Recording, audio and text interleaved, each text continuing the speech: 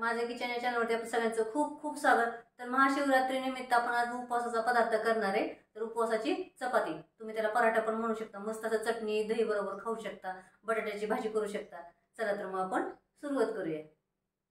तर आता आपण कढईमध्ये 1 वाटी साबुदाणा घेतलेला आहे. चांगला खरपूस एकदम भाजून घेऊया. त्याला डाग पडून द्यायचे नाहीत, काळ्या अजिबात सुद्धा. भाजलेला कसा ओळखायचा तर पांढरा शुभ्र जरा कलर चेंज होतो. तर आता आपण चांगला भाजून घेऊया. थंड करून मिक्सरमधून याची पावडर बनवून घेऊया. तर आता साबुदाणा भाजलेला आहे. आता आपण काढून घेऊया आणि थंड करून घेऊया आणि मिक्सरमधून याची पावडर बनवून घेऊया. तर आता आपण पीठ चाळून घेतलेलं आहे. याच्यात आपण 3 मध्यम आकाराचे बटाटे उकडून मॅश करून घेतले होते. मोठे असेल तर तुम्ही 2च घालू शकता. आणि 2 हिरवी मिरच्या पण बारीक केलेली आहे. तुम्ही जिरं पण टाकू शकता, याच्यात कोथिंबीर टाकू शकता आणि चवीनुसार थोडंसं मीठ टाकूया. आणि आधी बटाट्यामध्ये हेच सगळं मिक्स करून घेऊया. जर पाणी लागलं तर पाणी घालून आपण मळून घेऊया, किंवा पातळ झालं तर पीठ वाढवायचं.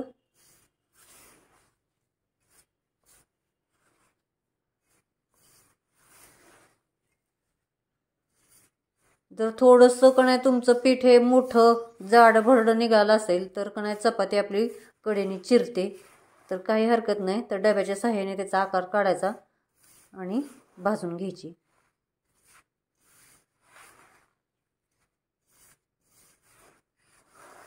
तर आपल्याला थोडंसं पाणी लागेल. सगळं मळून झालंय हे बघू शकता तुम्ही. तर थोडं पाणी घालून आपण मळून घेऊया.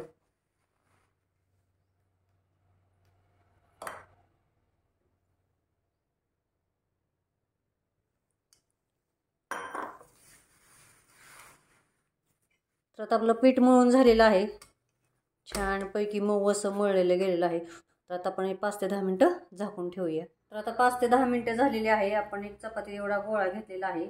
पिठी लावायला पण आपण साबुदाण्याचं पीठ घेतलेलं आहे. तर आपण आता चपाती करूया. दुमटून करू शकता किंवा न दुमटता पण करू शकता. छान अशी आपण लाटून घेऊया.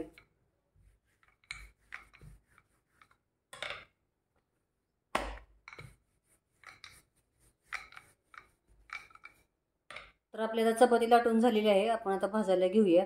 जास्त चिरली असती तर आपण आता डब्याच्या साहाय्याने काढली असती, पण आता काय आवश्यकता नाही. आता आपण भाजून घेऊया. तुम्ही तूप लावू शकता किंवा असे पण फुलके करून खाऊ शकता. मस्त लागते एकदम. छान अशी बटाट्याची भाजी करू शकता चटणी बरोबर किंवा दह्याबरोबर. मस्त लागते एकदम. तरी खाऊन जर कंटाळा आला असेल तर तुम्ही हा पराठा करा किंवा चपाती करा. याआधी पण चॅनलवरती आपण भरपूर असे पदार्थ केलेले आहेत उपवासाचे. उपवासाची मिसळ केलेली आहे, वडा केलेला आहे, खीर केलेली आहे. खूप सारे पदार्थ केलेत. तर आपण आता तूप लावून घेऊया थोडं.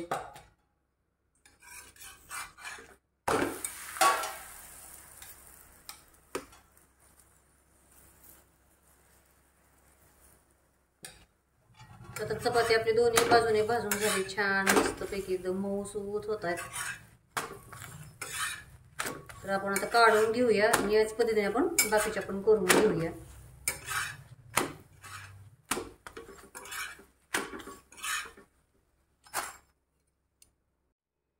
छान आपली आता उपवासाची चपाती तयार झालेली आहे. तुम्ही दही चटणी बरोबर खाऊ शकता. चटणी आपण हिरवी मिरची, भाजलेले शेंगदाणे आणि ओलं खोबरं थोडंसं घेतलं होतं आणि कोथिंबीर आणि 2 चमचे दही टाकून चटणी बनवलेली आहे. तुम्ही त्याच्यावरती जिरं आणि तुपाची पण तडका देऊ शकता. मस्त उपवासाचा बेत झालेला आहे. तर चॅनलला सबस्क्राईब करा, लाईक करा, शेअर करा आणि कमेंटमध्ये मला नक्की सांगा कसा झाला आहे तो. थँक्यू.